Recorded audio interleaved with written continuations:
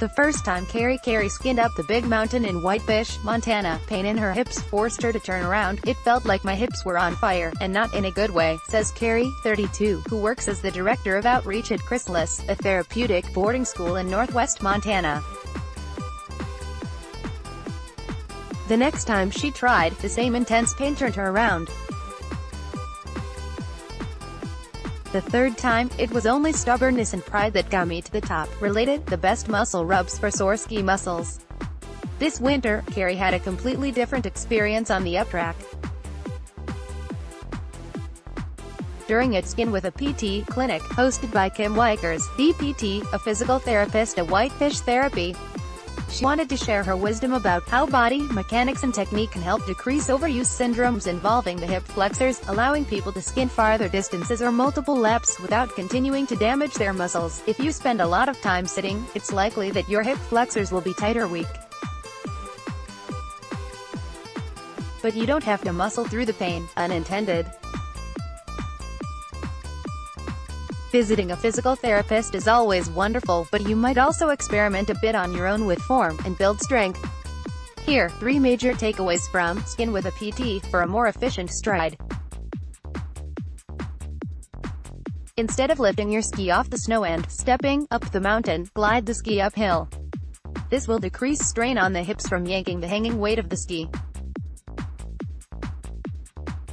When you're scanning across a steep slope or double fall line, roll the ankles slightly downhill, not uphill, to increase skin-to-snow contact. Related, after blowing a knee, a hopeful skier goes back to her home hill for the first time. A shorter stride is generally more economical, especially on steeper slopes. Imagine your stride like a fluid pendulum swing. Use rhythmic breathing to find your flow. Unless you can be smooth at a faster speed, don't rush it. Remember, slow is smooth and smooth is fast. To take the heat off hip flexors, resist the tendency to lean your torso into the hill, because this position shortens the hip flexors. Pole planting near the toe of the boot can help maintain upright posture.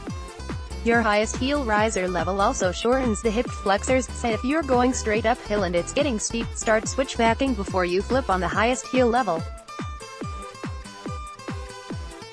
While we're talking about heel risers, the more proficient you are at changing them quickly, the more likely you'll adjust them with minor changes in slope steepness, which can be beneficial for tight hip flexors. Whenever your party stops for a break, take a lunge stretch for at least 30 seconds on each side. As you stretch, remember to keep your trunk upright, and tuck in your pelvis. Utilize all your muscle groups, because many skiers are so strong in the quads, they frequently fail to adequately strengthen other muscles, like hamstrings, glutes, and core, Whitefish says. Without a strong core, the hip flexors need work double time, both advancing the leading leg and stabilizing the trunk. Without strong hammies and glutes in the back, the front of the leg has to work harder, exacerbating hip flexor pains. Make these muscle groups pull their own weight. To engage the core, Whitefish recommends gently tucking the belly button toward the spine as the beginning of each step. To utilize all the leg muscles, fire up the glute, hamstrings by more actively pushing forward on the last inch of each stride.